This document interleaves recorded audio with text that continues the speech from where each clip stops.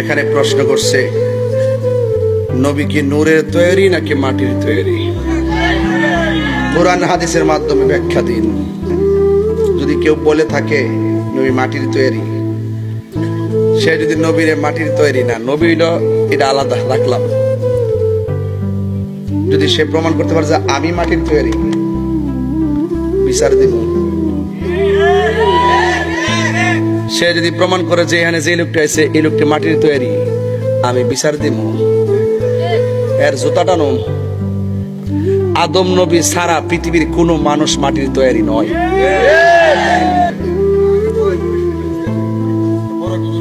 এক বেটা কয় মানুষের ঘরের মানুষিত্ব হয়। নবী যে বাপ মার মাধ্যমে দুনিয়াতে আইছে, নবী তো মানুষ হই। তো আমি তার প্রশ্ন করলাম, বাবা মানুষের ঘরে যদি মানুষ হয় তাহলে আদম নবী কার ঘর হইছে? কোরআন হাদিস খুলে দেখো, আদম তো সামান্য নয়। ইতা আগে কইছি, এখন কই না।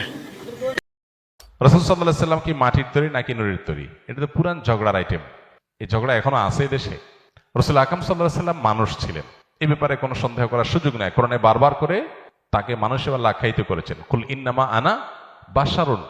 হে রাসূল, আপনি বলে দিন যে আমি তোমাদের মতো মানুষ। মতো মানুষ বলতে মর্যাদার দিক থেকে আমাদের মতো না, সৃষ্টিগতভাবে আমরা যেরকম মানুষ তিনিও মানুষ। আর মানুষকে আল্লাহ তাআলা কি দিয়ে তৈরি করেছেন? মাটি দিয়ে তৈরি করেছেন।